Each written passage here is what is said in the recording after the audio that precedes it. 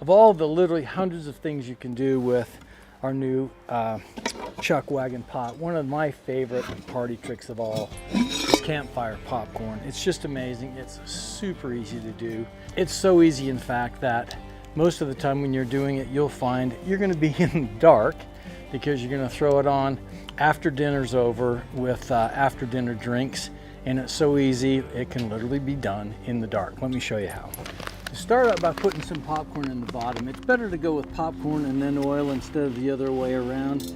And for the first few times, until you figure out exactly how much, go with less rather than more, because as the popcorn expands, you want it to be able to move around inside the pot and not get all jammed up against itself. For oil, you want just enough oil so that the popcorn is sitting in it but is not covered by it. And it takes a little while for the oil to spread itself out, so use a little less than you think you might need originally. But on the other hand, don't be afraid to put some oil on the popcorn. The oil is there to transfer the heat, and it's also there to make the popcorn delicious. So use some oil. You start with the lid on the popcorn for obvious reasons. And let me show you one of the great things about this pot.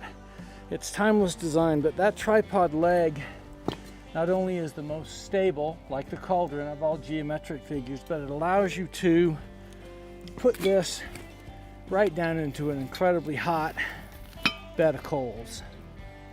And for popcorn, you can't get too much heat. This is a cold pot, and it's going to heat up fast, and it's going to take a minute. So you're just going to have to think. So let me just tell you a really quick story about popcorn to fill some time. Ford Motor Company asked us to come up a couple of weeks ago. Could we please bring Cowboy Cauldrons to help them introduce the new Bronco? Well, of course we can. That'd be great. How many would you like, and when do you want us there? So up we go. And what would you like us to do? Well, can you make marshmallows? Sure, we can make marshmallows. And can you make popcorn? Of course. So along we go, the marshmallows come out, people scamper over with their sticks, they're making s'mores, they're roasting popcorns, everyone's happy. The event director comes over and says, "Hey Mike, can we do popcorn now?" I said, "Why, sure. How much do you want?" "Well, can you do popcorn for 400? I said, 400? But we gave it the old college try. We had 2 of these going on 2 different fires, and we probably did in an hour and a half popcorn for 300. So you can only do what you can do. But now we'll switch over. This is going to take, honestly, 3 to 5 minutes, and we're not going to bore you with any more of my stories. So the next thing we're going to listen for is sound.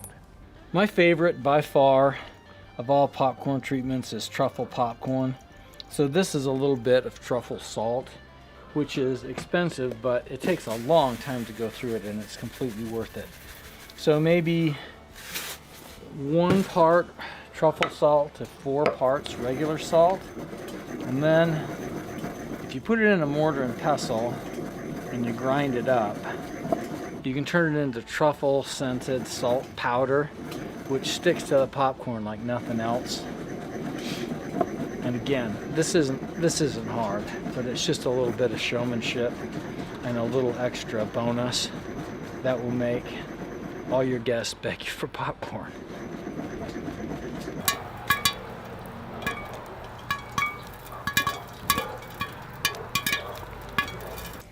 All right, we'll take a quick look here. There we go. Now you can see that the popcorn on top is holding the rest of it down.